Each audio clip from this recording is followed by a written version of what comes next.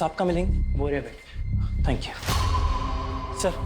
मुझे आपको एक इम्पॉर्टेंट इन्फॉर्मेशन देनी है। किस सिलसिले में? सर मैं नमोनियम सिट्रेट का स्टॉकिस्ट हूँ। जी सर आज डॉक में लोड करते हुए हमें पता चला कि at least 15 kg ammonium citrate and फिलेंटिन स्टिक्स गायब है sir. What? 15 kg? Yes sir, मैंने पूरा चेक किया, मुझे लगता है चोरी हुई है। तो बहुत बड़ी मात्रा है। लेकिन सर इतने ज्यादा मात्रा में इतने डेंजरस एक्सप्लोजिव्स कोई क्यों चुराएगा? जाहिर सी बात है, कोई बड़ा ब्लास्ट प्लान कर रहा है। सर इस मामले की सीरियसनेस को देखते हुए मुझे लगा कि मुझे आपको इन्फॉर्म करना चाहिए। ठीक है, आप इनकी FIR दर्ज करवा। Right sir. Thank you. Patel sir इनके स्टाफ से भी पूछताछ करो। सिचुएशन बहुत अलार्मिंग हो सकती है। अपने खबरी नेटवर्क को एक्टिवेट करो और सारे नाकों पे चौकसी बढ़ा दो। लेकिन सर मेरी जानकारी के मुताबिक हमारे कोस्टल एरिया में मच्छी पकड़ने वाले तालाबों में मच्छी पकड़ने के लिए नमोनियम साइट्रेट इस्तेमाल करके छोटे मोटे ब्लास्ट करते हैं। पटेल 15 kg नमोनियम साइट्रेट और फेलेटिन स्टिक्स मछलियां पकड़ने के लिए चोरी नहीं की जा सकती। डबल चेक करो सर, और इस स्टॉकिस्ट पे भी नजर रखो। पता करो नमोनियम साइट्रेट चोरों ने गायब किया है या खुद गायब करके चोरों पे इल्जाम लगाया जा रहा है। यस रोजाना हमारे थाने में चोरी और डकैती की घटनाएं दर्ज की जाती हैं। ये हमारे लिए रूटीन वर्क है, लेकिन हमें इस बात के लिए ट्रेन किया जाता है कि अगर कुछ भी अनयूजुअल नोटिस करें तो हम चौकन्ने हो जाएं। मेरी जुरिस्डिक्शन में इतनी बड़ी मात्रा में एक्सप्लोसिव्स का चोरी होना यह संकेत दे रहा था कि कुछ बड़ा घटने वाला है। अब कितना बड़ा, इस बात का हमें कोई अंदाजा नहीं। अब मेरे दिमाग में सिर्फ एक ही सवाल बार बार उठ रहा है कि एक्सप्लोसिव्स की चोरी मछलियां पकड़ने के लिए हुई है या फिर इस बार निशाना मछलियां नहीं कोई और है। एक बात बताओ, आज ऐसी क्या खास बात है जो आपने ऑफिस से आकर हमारे साथ घूमने का प्लान बना लिया? तुझे ना घुमाओ तो शिकायत करती है, घुमा रहा हूँ तो भी शिकायत करती है। एक काम करते हैं, गाड़ी वापस मोड़ लेते हैं। ना ना, शू बात करो शू, इतने दिनों बाद तो घूमने निकले हैं। अरे एक मिनट, आ, एक मिनट। किसका फोन है?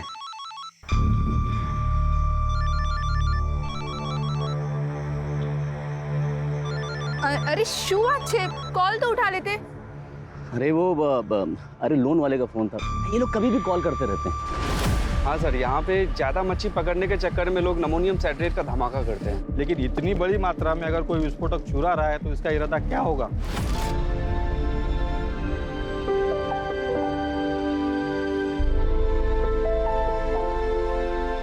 चलो भाई, बहुत तेज भूख लगी है, कुछ खिला दे फटाफट। माँ मुझे भी भूख लगी है। हाँ तो देख, तेरी सारी फेवरेट चीज लेकर आई हूँ, ये ले। इतना सामान लग रहा है पूरे गांव को खिलाएगी। हाँ काफी टाइम बाद आया तो सोचा एंजॉय करेंगे।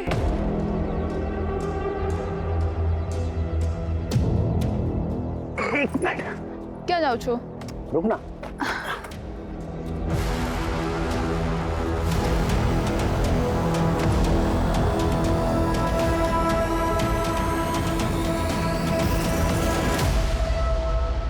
सरप्राइज, सरप्राइज, ये तेरे लिए।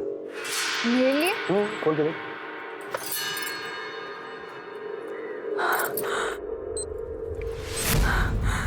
आ तो रेडियो छे। तुझे गाना सुनना पसंद है ना? Thank you. तेरे लिए।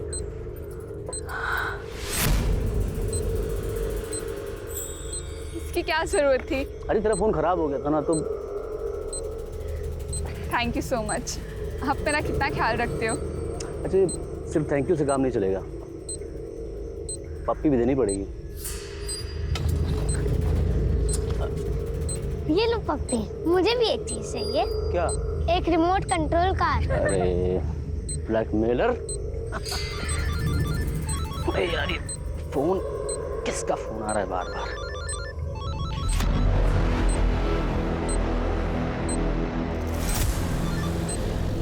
हेलो, तुझे कितनी बार बोला है जब फैमिली के साथ रहूं तो कॉल मत किया कर, समझ नहीं आता तुझे?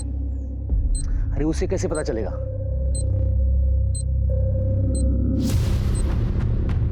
मैं तो संभाल लूंगा, लेकिन अगली बार टाइम देख के, ठीक?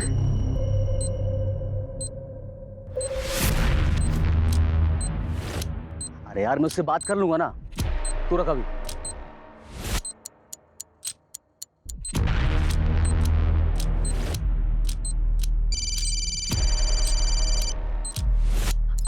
सुनिए ना, किसी का कॉल आ रहा है, मुझे लग रहा है शायद सिम कार्ड वाले कॉल कर रहे हैं। मैं बात करती हूँ।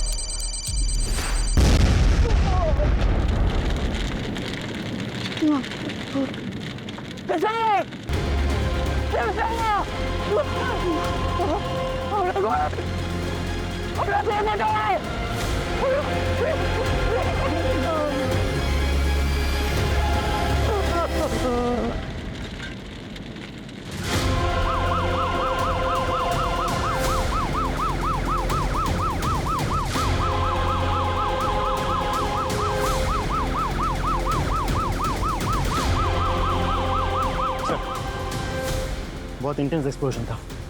2 कैजुअलिटीज़ हुए हैं, एक औरत और एक बच्चा मारे गए। पूरा एरिया हमने सील कर दिया। फॉरेंसिक टीम अपना काम कर रही है सर।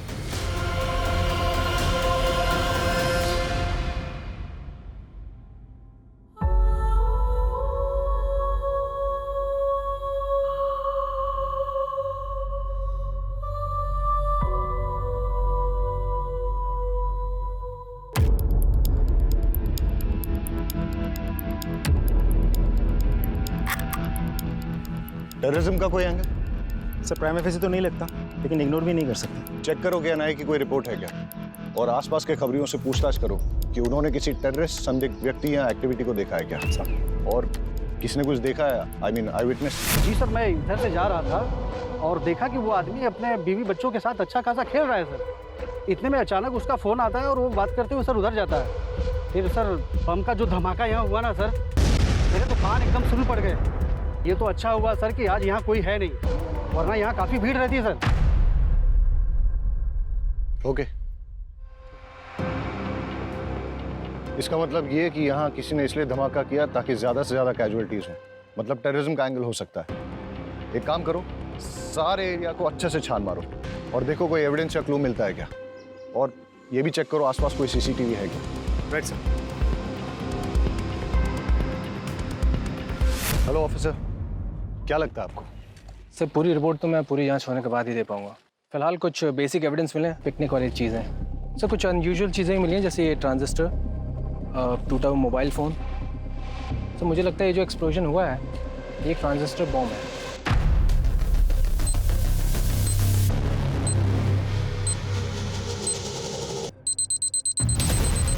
और जहाँ तक एक्सप्लोजन का सवाल है, आईईडी है या फिर कोई और एक्सप्लोजन, इसके बारे में भी ठीक से कहा नहीं जा सकता। थैंक यू ऑफिसर, कोशिश कीजिएगा कि जितनी जल्दी हो सके रिपोर्ट सबमिट कर दें प्लीज़। Sure sir. गणेश भाई, अगर आप चाहते हो कि आपकी पत्नी और बच्चे का हत्यारा जल्द से जल्द पकड़ा जाए तो प्लीज़ हमारे साथ कोऑपरेट करिए। हाँ, ज़रा सोच के बताइए कि ऐसा कोई है जो आपका नुकसान करना चाहता है, ऐसा बॉम्ब ब्लास्ट प्लान कर दे। हमारी टीम को शक है कि ये ट्रांजिस्टर से ही ब्लास्ट किया गया है। ट्रांजिस्टर? इसका मतलब कि जो कुछ भी हुआ मेरी वजह से हुआ है। साहब, मैं बस ड्राइवर हूँ और जो ट्रांजिस्टर मोबाइल एक पैकेट में था और वहीं से लेकर आया था। वलसाड़ आ गए हो, आखिरी स्टॉप है, आखिरी स्टॉप। अरे सर सर, आखिरी स्टॉप है।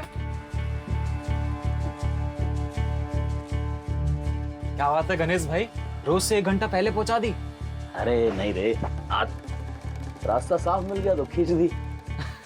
लगता है भाभी का बर्थडे आ रहा है। यार मैं सोच रहा था किशोर और तेरी भाभी घुमा देता हूँ आज कहीं, मैं इस ड्यूटी में तो कभी टाइम नहीं मिलेगा। तो है गणेश भाई, मैं क्या बोल रहा था, बोलना। आप जल्दी जा ही रहे हो तो मैं भी जरा होके आऊं क्या? तू किधर जाएगा? अरे गणेश भाई। चल जा। लॉक? अरे मैं कर दूंगा, तू जा। चाल से गणेश भाई। कंडक्टर के जाने के बाद मैंने बस को चेक किया और जब जाने लगा तो मेरी निगाह सीट नंबर 9 के नीचे पड़ी।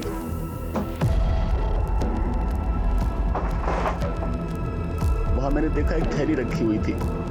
मैंने उठाकर चेक किया तो देखा उसमें एक ट्रांजिस्टर और साथ में मोबाइल भी था। उसे देखकर मेरे मन में लालच आ गया साहब, और मैं बीवी और बच्चे की मौत का सामान खुद अपने साथ ले आया। कितना भागा बाप और कितना नीच पति हूं मैं। जब विस्फोट हुआ उस वक्त कहाँ थे आप? उस वक्त साहब मेरा एक कॉल आ गया था, उसी को अटेंड करने के लिए मैं साइड पे गया। सब बर्बाद हो गया। It's okay. Thank you. आप अभी जा सकते हैं।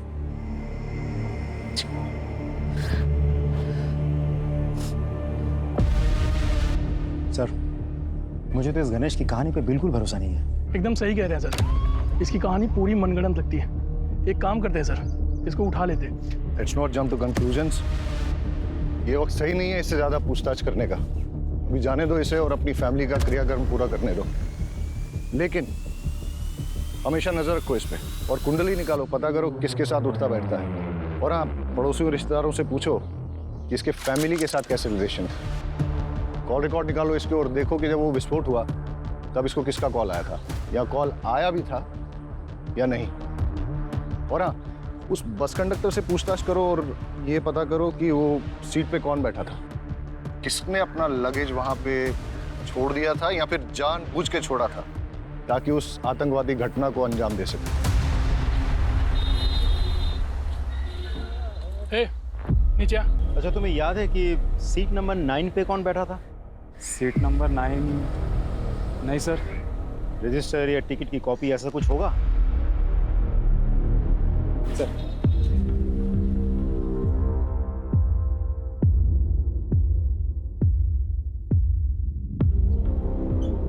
सर, सीट नंबर 9 पे कोई परेश जोशी बैठा था। जी सर, उम्र लिखी है 36 साल। सर, ये परेश जोशी उबरात से बैठा था और ये बस भी उबरात से ही निकली थी।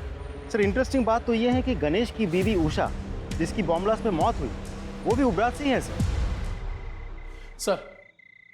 सर, मैंने गणेश के पड़ोसियों से बातचीत की। पड़ोस में रहने वाली एक महिला ने बड़ी अजीब बात बताई।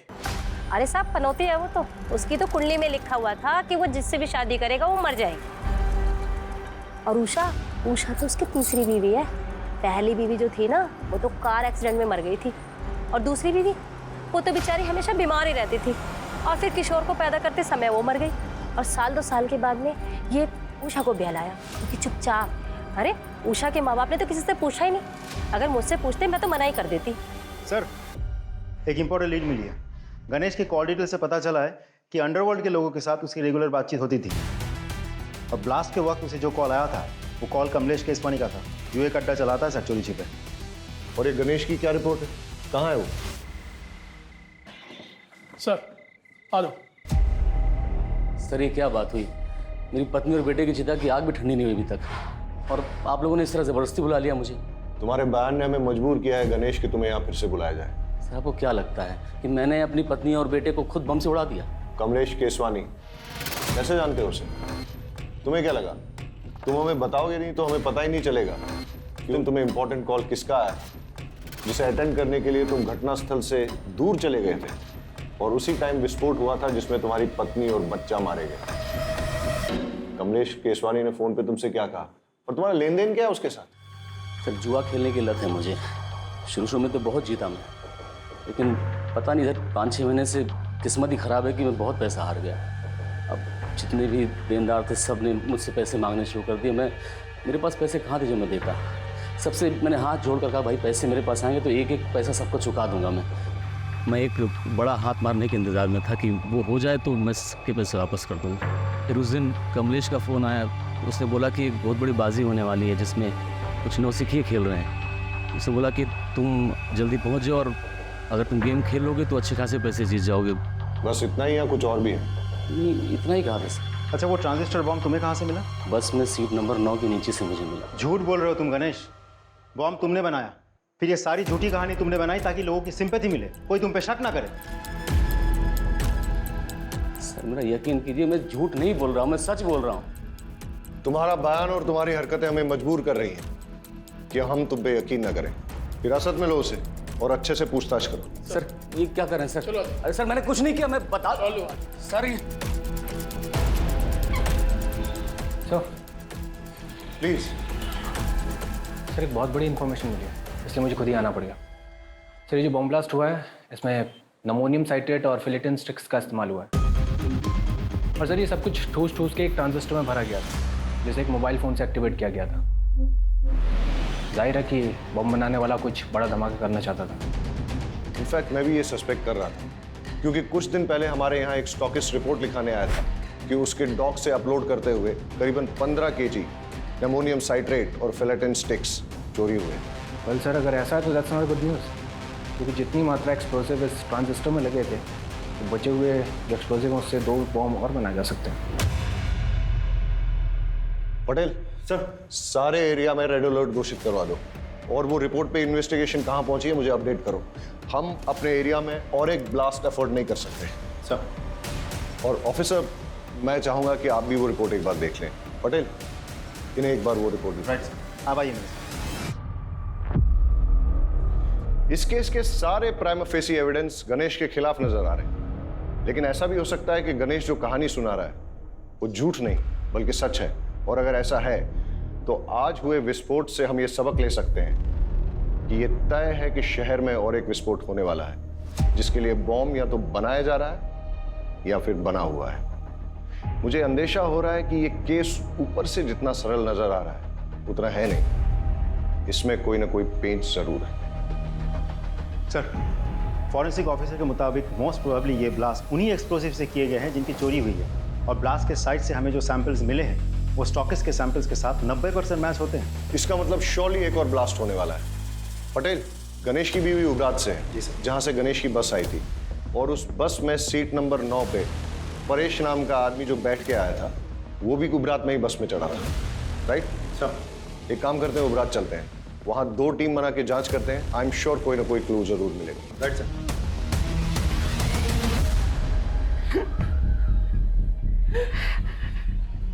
देखिए, हमें आपकी बेटी की मौत का बेहद अफसोस है, लेकिन क्या करें, कातिल को पकड़ना भी तो ज़रूरी है। उसके लिए हमें ये जानना बहुत ज़रूरी है कि ऐसा कोई इंसान है जो आपकी बेटी को मार सकता है, जैसे कि आपका दामाद गणेश। नहीं साहब, गणेश पे शक करने की कोई वजह नहीं हमारे पास। अच्छा, गणेश के अलावा ऐसा और कोई जिसके साथ उसकी कोई दुश्मनी हो, कोई अनबन हो? उषानो जूनो बॉयफ्रेंड विनायक दवे नाम है उसका। 1 नंबर दारूडियो ने गुंडो छे। उसने अपनी चिकनी चुपनी बातों में उषा को फंसा लिया था, पूरे उपरात में बदनाम कर दिया था। बड़ी मुश्किल से हमने अपनी बेटी को समझा बुझाकर उससे पीछा छुड़वाया। यहाँ उषा से कोई शादी करने को तैयार नहीं था। ऐसे में अपने रिश्तेदारों के जरिए हमें गणेश का रिश्ता आया। और विनायक का क्या रिएक्शन था? वो तो धमकियों पे उतर आया था, धमकी देने लगा था कि उषा को नहीं छोड़ेगा। इस उषा के कॉल डिटेल्स निकलवाओ और लोकल पुलिस को कहो कि विनायक दावे के बारे में पूछताछ करें और हमें रिपोर्ट करें। जी सर। परेश जोशी। जी हूँ चू, पर ये मेरी वाइफ मेघा। अच्छा, जब आप उबरात से वलसाड़ जा रहे थे तो आपके पास कोई बैग था? हाँ था, पर वो बैग तो अब भी मेरे पास है, ये रहा। Are you sure कि बस में आपसे कुछ छूटा नहीं था? नहीं सर, बैग के अलावा मेरे पास कुछ भी नहीं था। चले परेश भाई, सुना है कि आज अपनी तरफ मछलियां। पुलिस? परेश भाई सु थयु? सब ठीक है ने? भाभी? सर ये मेरा दोस्त है सागर कोहली। ठीक है, अभी तो हम चलते हैं, लेकिन अगर आपको इस बीच कुछ भी याद आता है तो हमें बताइएगा जरूर। जी सर, पक्का।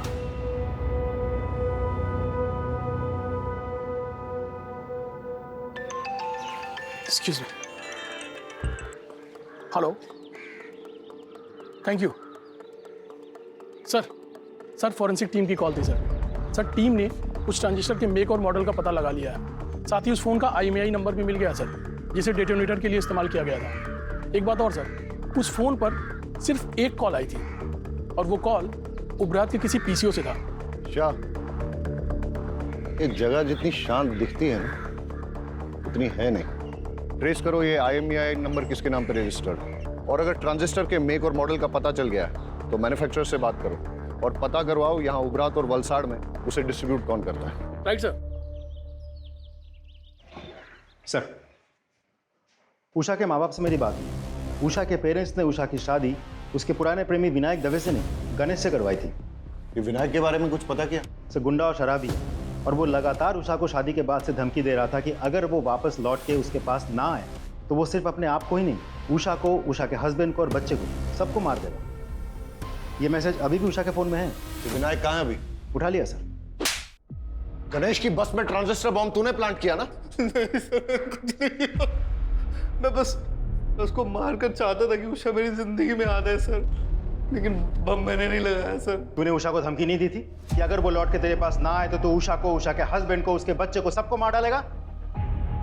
सर मैंने धमकाया था सर, मैं उसे नहीं भूल पा रहा था सर, लेकिन विस्फोटक में मेरा कोई हाथ नहीं है सर। सच में सर। देखते हैं तेरी बात में कितनी सच्चाई है। फिलहाल तो इस विनायक को छोड़ देते हैं, लेकिन नजर रखो इस पे और पता करो कि जिस दिन ब्लास्ट हुआ उस दिन ये कहाँ था। इस मेक और मॉडल का ट्रांजिस्टर आपके दुकान से बेचा गया था? हाँ साहब, मैंने बेचा था। किसे बेचा था? वो तो साहब मुझे याद नहीं है। क्यों? बिल बुक में होगा ना। साहब क्या छोटी सी दुकान है, वो कैश में बेचा था ताकि इनकम टैक्स में थोड़ी छूट मिल जाए। पता है ना ये गैर कानूनी है। हाँ, उस ट्रांजिस्टर का इस्तेमाल बॉम्ब ब्लास्ट में किया गया है। अरे साहब मुझे पता नहीं, मैं तो गरीब आदमी हूँ, मुझे माफ़ कर दो। अच्छा, जिसे वो ट्रांजिस्टर बेचा था उसकी शक्ल याद है? कहीं ये तो नहीं था वो आदमी? नहीं साहब, वो तो एक औरत थी। औरत थी? जी साहब, बल्कि साहब वो तो आज एक और ट्रांजिस्टर लेके गई है। मैंने उसको पूछा मैडम क्या बात है एक के बाद एक, तो बोली कि उसके जिस दोस्त का बर्थडे था उसको मना नहीं पाई, तो बोली कि परसों किसी उसके दूसरे दोस्त का बर्थडे है, बोली इस बार अच्छे से धूम धड़ाका करूँगी। दुकान में सीसीटीवी भी नहीं लगा है? नहीं साहब, छोटी सी तो दुकान है। आगे से बिल बुक मेंटेन कीजिएगा। जी साहब। लोकल पुलिस से कहो कि इस दुकान पे और इस दुकान के मालिक पे नजर रखें। सर, अच्छा इस IMEI नंबर का मोबाइल तुम्हारी दुकान से बेचा गया था? एक मिनट सर, चेक करके बताता हूँ।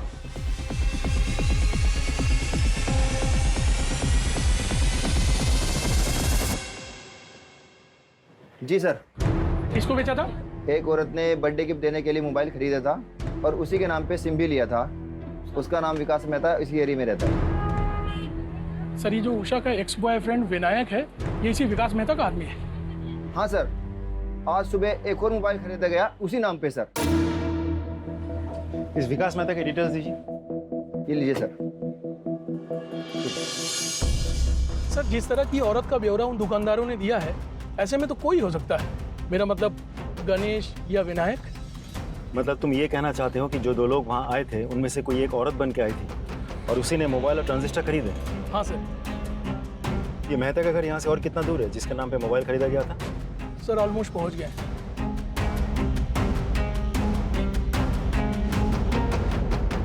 ओह हेलो, क्या ये सरकारी गार्डन नहीं है जो अंदर घुसते चले जा रहे हो? मेरा घर है, मेरी परमिशन के बिना यहाँ पत्ता भी नहीं हिलता। वलसड में जो बॉम्ब ब्लास्ट हुआ था, क्या जानता है उसके बारे में? इतनी जानकारी है जितनी न्यूज़ और पेपर में दिखाई गई थी, समझा? अच्छा, तो जिस मोबाइल से उस बॉम्ब को एक्टिवेट किया गया था उसका रजिस्ट्रेशन तेरे नाम पे क्या कर रहा है? हाँ? सर शुरुआत करो तो मैं, कौन सा मोबाइल, कैसा मोबाइल? सर मेरा मोबाइल मेरे पास है सर। क्यों, अभी टोन चेंज हो गया तेरा? सर मैं सच बोल रहा हूँ, मेरा मोबाइल मेरे पास है। आप, मुझे नहीं पता आप कौन से मोबाइल की बात कर रहे हैं। सर ये ऐसे नहीं मानेगा, इसको पुलिस स्टेशन लेके चलते हैं, फिर सब सच उगलेगा। वलसड में बॉम्ब ब्लास्ट करवाने के जुर्म में तुझे गिरफ्तार किया जा रहा है। और कोई सवाल? ये IPC की कौन सी धारा लगाऊं यही बता दूं। लेकर आओ इसे। चल। मेरी बात सुनो, मेरा कुछ नहीं है इसमें। अरे मत भाई, मारी बात मारो। अरे मैं कहीं नहीं करी, मैंने क्या मारा जो ऊपर?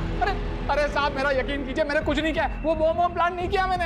ये विनायक तेरा ही आदमी है ना जिसे तूने गणेश की बस में बॉम्ब रखवाया था? अरे साहब वो एक नंबर का नशेड़ी और शराबी किस्म का इंसान है, वो क्या किसी बस में बॉम्ब प्लान करेगा? उसे शराब पीने से तो फुर्सत मिलती नहीं है। साहब जो हमारी बात सांभो, तब एक खोटा मानस ने पकड़ी मुक्की से। अरे वो बाहर गुनेगार फिर रहा है, उसको पकड़ो जाके।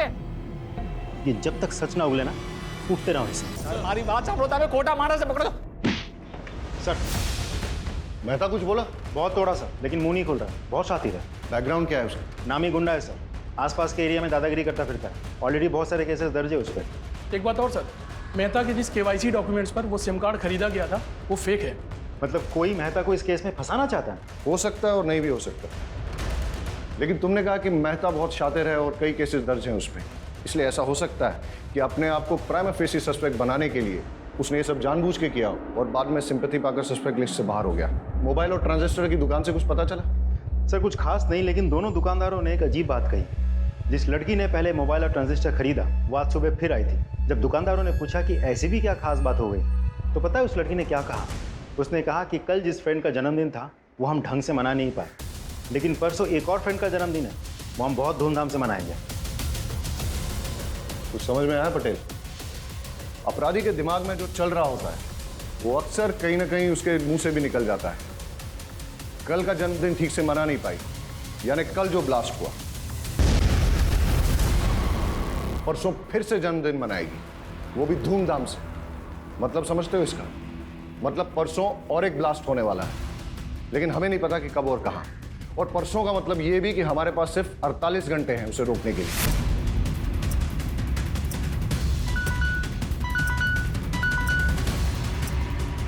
Yes, what?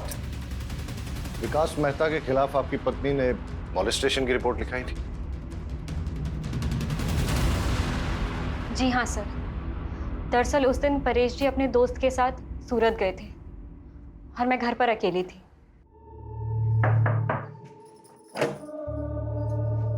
जय श्री कृष्ण। जय श्री कृष्ण। परेश भाई છે? वो तो सूरत गए हैं सागर के साथ। हाँ, कई वांधो नहीं, હું પછી આવી જઈશ। अब एक गिलास पानी मिलेगा? जी जी आप बैठिए ना, मैं लेके आती हूँ।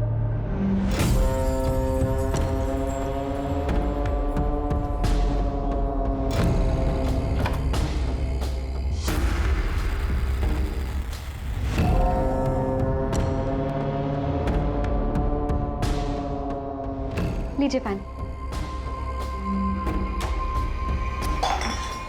ये क्या कर रहे हैं आप? इतनी मासूम मत बन। तो बहुत अच्छे से जानती है मैं तुझसे क्या चाहता हूँ। छोड़िए। अक्षय भाई, सुनीता बहन, बचाओ।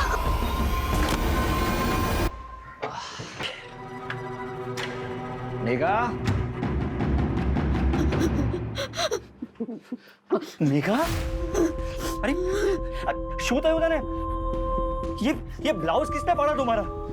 मेघा, देखो मेघा रो मत। देखो बताओ तो सही कि हुआ क्या है, कि किसने किया ये सब? मेहता, विकास मेहता। विकास मेहता? सागर तू चल मेरे साथ। आज तो उस विकास को छोड़ूंगा नहीं। मेरी बीवी के साथ करने की सोच भी कैसे सकता है? चल मेरे साथ। उससे कुछ नहीं होगा। अरे पर उसने तेरे साथ जो किया उसका क्या? उसकी कोई जरूरत नहीं है, आप यहीं रहिए। समझिए, हमें ना उसके खिलाफ पुलिस में रिपोर्ट लिखवानी चाहिए। पुलिस ही उसकी गुंडागर्दी को रोक सकती है। हाँ, चाहिए।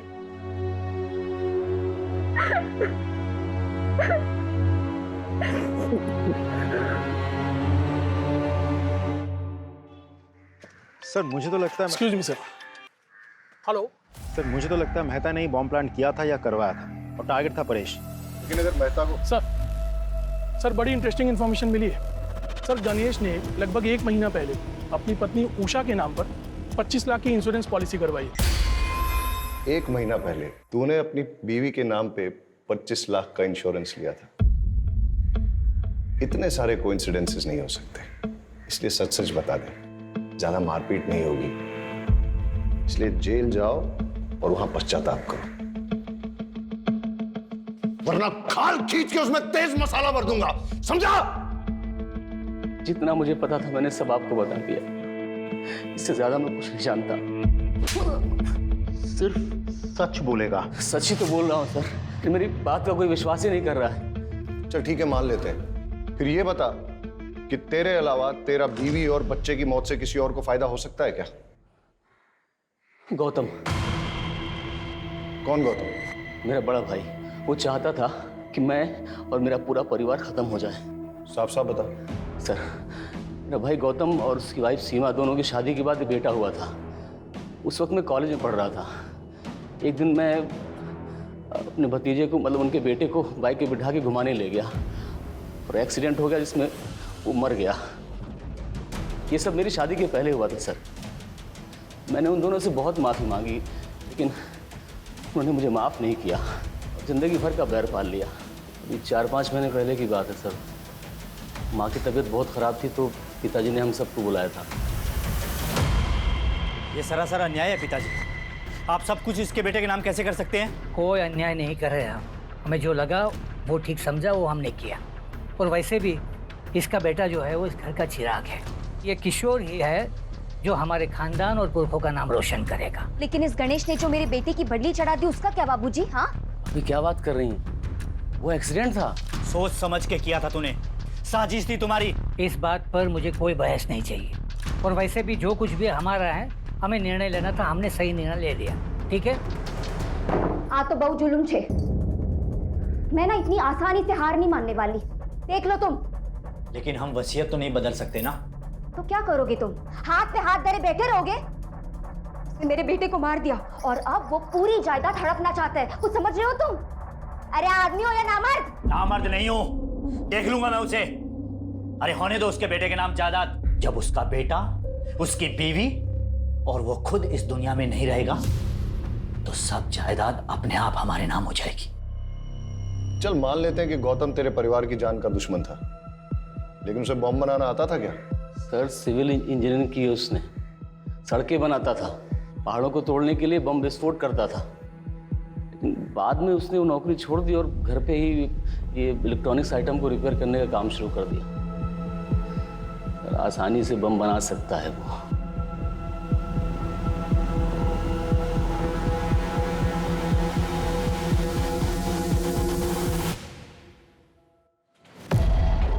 गौतम भगत जी, तुम्हारे भाई की बीवी और बच्चे की मौत हो गई बॉम्ब ब्लास्ट में, तुम एक बार देखने तक नहीं गए? अगर आप मुझे ढूंढते हुए यहाँ तक आए हैं तो साफ जाहिर है आपको पता है मैं क्यों नहीं गया। जब आप रट्टा मार के बैठे हो गया? पढ़ा लिखा हूँ, इंजीनियरिंग की है मैंने। घटना वाले दिन तुम थे कहाँ? मैं अपनी बीवी और बेटी के साथ अपनी साली के घर गया था, राजपीपला। बस से गए थे? टिकट तो होगी? कोई सर्टिफिकेट है जो संभाल के रखा जाए? तुम्हारी बेगुनाही का सर्टिफिकेट हो सकता था। मुझे अपनी बेगुनाही साबित करने में कोई दिलचस्पी नहीं है। आप काफ़ी दूर से आए हैं, कुछ लेंगे? ठंडा पानी कुछ?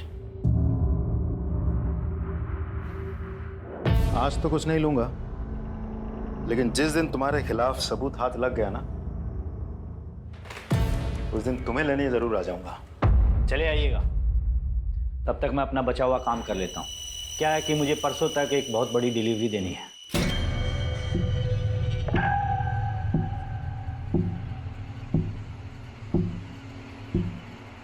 जी सर। और जैसा उसका बैकग्राउंड है और जिस तरीके से वो मुझसे बात कर रहा था, मुझे तो लगता है ये पूरी घटना के लिए वही जिम्मेदार है। अब वो कह भी रहा था कि परसों उसको कहीं डिलीवरी देंगे। उसे इमीडिएटली स्कैनर पे डालो और उसकी बीवी का फोटो वो मोबाइल और ट्रांजिस्टर शॉप ओनर्स को दिखाओ, पहचान करवाओ। हो सकता है कि ये इन्हीं का किया करा है। ये नहीं थी? नहीं साहब, ये नहीं थी।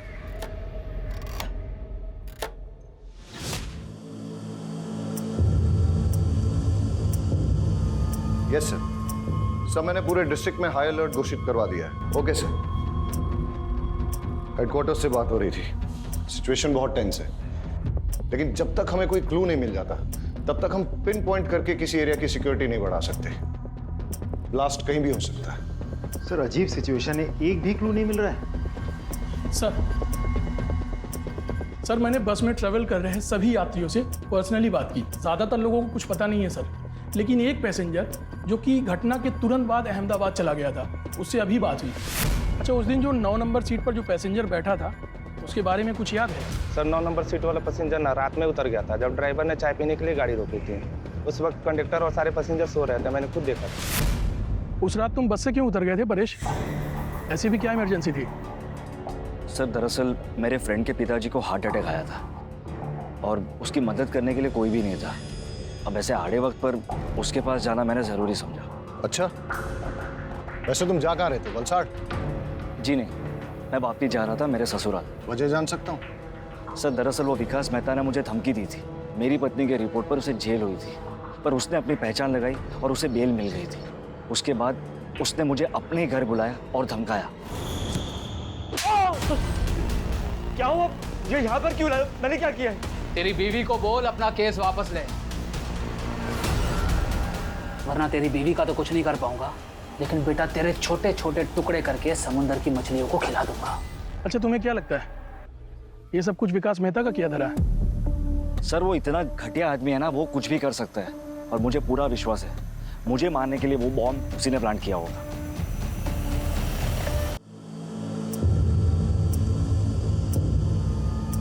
सर एट प्रेजेंट हमारे पास टोटल 5 थ्योरीज है जिन पे हम काम कर सकते हैं। पहली, गणेश ने अपनी बीवी उषा को मारने के लिए बॉम्ब प्लांट किया। सारे स्टेटमेंट्स और कोइंसिडेंस के मुताबिक गणेश हमारा प्राइम सस्पेक्ट बनता है। दूसरी, गणेश के भाई गौतम ने अपनी दुश्मनी और प्रॉपर्टी पाने के चक्कर में गणेश और उषा को मारने के लिए बॉम्ब प्लांट किया, लेकिन हमारे पास गौतम के खिलाफ कोई ठोस सबूत नहीं है। तीसरी, मेहता ने परेश को मारने के लिए बॉम्ब प्लांट किया। मेहता के पास मोटिव भी है, उसका बैकग्राउंड उसे सपोर्ट भी करता है, बट अगेन उसके खिलाफ भी हमारे पास कोई ठोस सबूत नहीं है। और सर चौथी थ्योरी के हिसाब से विनायक ने अपनी गर्लफ्रेंड उषा के पति को मारने की प्लानिंग की। उसके पास मोटिव तो है सर, बट हमारे पास कोई प्रूफ नहीं है। और सर पांचवी थ्योरी ये कह रही है कि हो सकता है ये कोई टेररिस्ट अटैक हो जो कि भरी हुई बस में एक बड़ा धमाका करना चाह रहा था। और थ्योरी नंबर 6, ये सब इस परेश का किया धरा है ताकि ये मेहता को इस केस में फ्रेम कर सके। And not to forget, Paresh एक मछुआरा है, इसलिए अमोनियम साइट्रेट का इस्तेमाल करना जानता है। यस, हाँ, ओके। गौतम के घर पे रेड करने का वारंट मिल चुका है, उसके घर पे रेड करो और देखो क्या मिलता है। ओ हेलो, आप फिर चले आए? टाइम देखा? देखा, तुम्हारे लिए खराब है। शाह, एक्सक्यूज मी सर, आप ऐसा नहीं कर सकते। सर्च वारंट, आपकी परमिशन के लिए वेट नहीं करूंगा। Please cooperate. शाह करके तलाशी लो। सर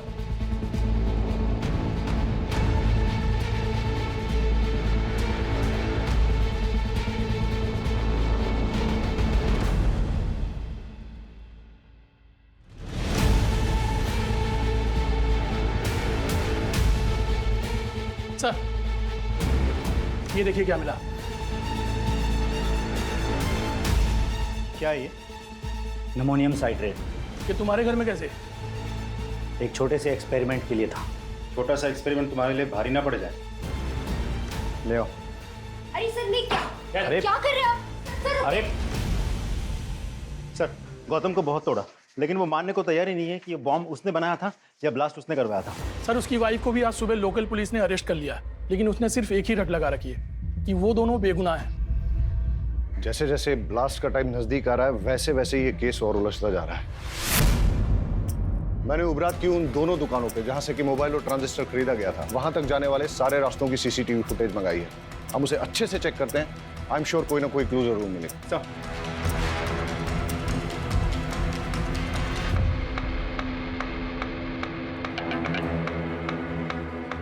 हमें सारे एविडेंस बारीकी से चेक करने चाहिए।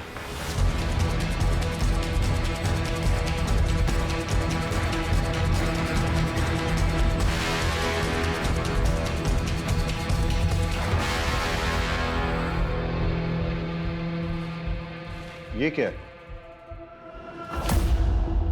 सर कपड़ों के दुकान का पॉली बैग है, वो भी उभरत का। मतलब गणेश की पत्नी उषा जिसकी मौत हुई बॉम्ब ब्लास्ट में, वो भी तो उभरत से ही थी। तो ऐसा भी तो हो सकता है कि वो कुछ लाई होगी सामान वामान बाजार से और फिर इस बैग में रख दिया होगा, इस पैकेट को या पॉलिथीन बैग को। ये बैग की कंडीशन अभी ठीक है, लगता है नया सा है, इसलिए जाके दुकान में पता करो कि पिछले 1 महीने में वहां पे किस किसने खरीदारी की। सब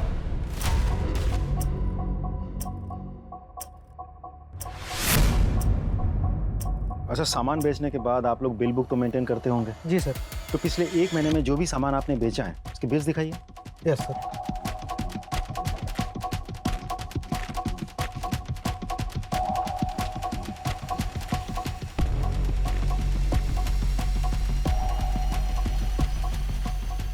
इस डेट की फुटेज मिलेगी?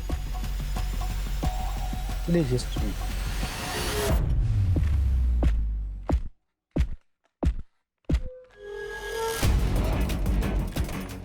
ये जानते हैं आप? हाँ सर। सारे फुटेजेस ले लो। सर ये थी वो औरत? हाँ सर, यही थी। यही औरत थी वो? जी साहब यही थे। सर दोनों दुकानदारों से कंफर्म किया, ये वही औरत है। आपका शक बिल्कुल सही था। जिस चीज़ को हम हल्के में ले रहे थे वही चीज़ हमें कल्प्रिट तक पहुंचाएगी। इनफैक्ट कल्प्रिट का पता चल गया है, एटलीस्ट चेहरा तो दिख गया। We are running against time, लेकिन लकीली हमें पता है कि कल्प्रिट कौन है। लेकिन हमारे पास उसके खिलाफ न तो कोई एविडेंस है और न ही सबूत, इसलिए हमें उसे रंगे हाथों पकड़ना होगा। हम सब सादे कपड़ों में गांव में फैल जाएंगे और निगरानी करेंगे और इंतजार करेंगे कि कल्प्रिट कब और कहां बॉम्ब को प्लांट करता है, और जैसे ही वो बॉम्ब को ब्लास्ट करने की कोशिश करेगा तभी हम उसे जाके रंगे हाथों पकड़ लेंगे। Am I clear? Yes, sir. Let's go.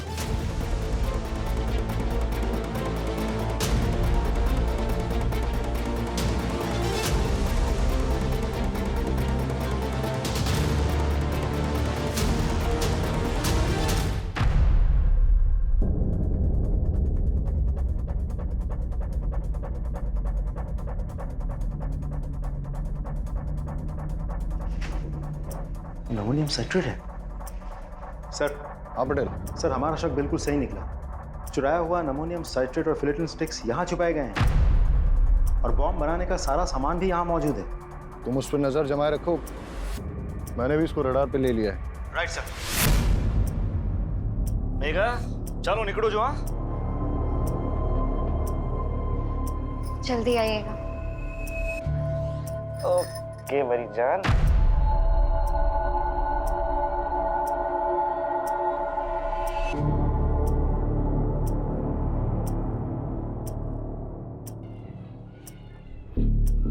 हाँ मैं उसका पीछा कर रहा हूँ, तुम उस पर नजर रखना।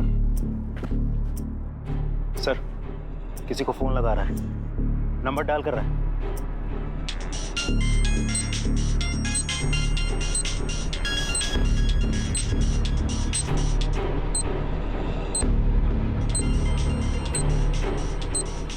आवाज क्या थी आज?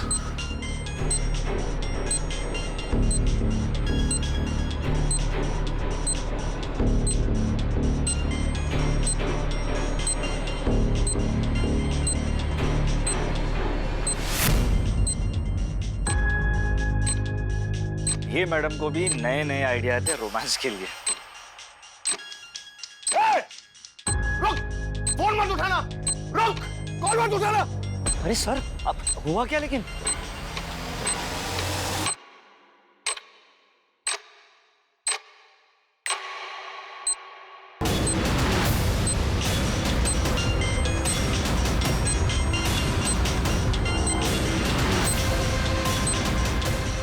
सर ये है क्या? ये कॉल नहीं था, तुम्हारी मौत का फरमान था।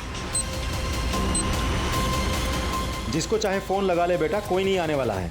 लड़की बन के बहुत झांसा दे दिया है तूने। बताओ क्यों किया ये सब? मैंने ये सब मेघा को पाने के लिए किया था। दरअसल परेश मछली पकड़ने के सिलसिले में ज़्यादातर घर से बाहर रहते थे। उसी दौरान मैं और सागर एक दूसरे के करीब आए और मैं प्रेग्नेंट हो गई। परेश को लगा कि वो बाप बन गया है, लेकिन मैं जानता था मेघा बहुत दिनों तक सच छुपा नहीं पाएगी। इसलिए हमने एक प्लान बनाया।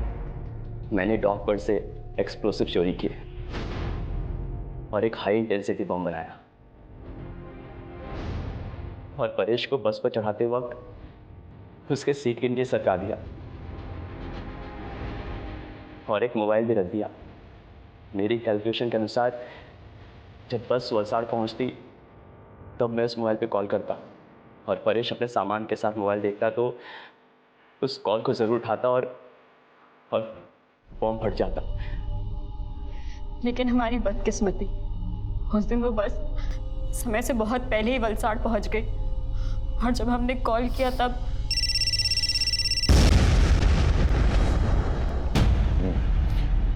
ये विकास मेहता का क्या चक्कर था?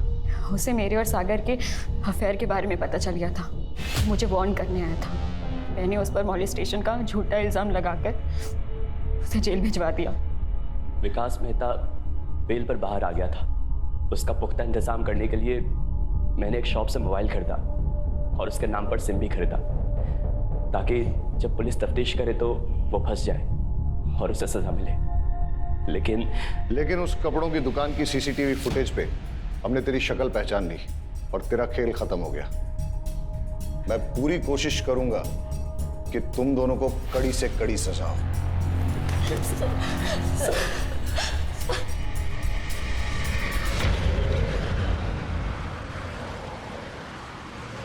अजीब ड्यूटी है हमारी, हर किसी पर शक करना पड़ता है, लेकिन हमारे प्रोफेशन में शक न करना एक गुनाह है। लेकिन जब एक गणेश जैसे मासूम पर शक करना पड़ता है और उसे कड़े तरीके से पूछताछ करनी पड़ती है और आखिरकार जब सच सामने आता है, बड़ा दुख होता है। कई बार सोचता हूं कि क्या गलती थी गणेश की पत्नी उषा की या उसके बेटे किशोर की। उनका क्या लेना देना था परेश, सागर, मेहता, मेघा, इन सब से, इनके गलत संबंधों से या इनकी दुश्मनी से। लेकिन फिर भी इस षड्यंत्र का शिकार उन्हें बनना पड़ा। वजह लालच। अगर गणेश ने वो बैग खुद ना रख लिया होता और पुलिस को लाके सौंप दिया होता तो शायद ये हादसा नहीं होता। सर हेडक्वार्टर से कॉल आई थी, एक बस में कुछ लोगों को बंधक बना लिया गया है। चलो सर।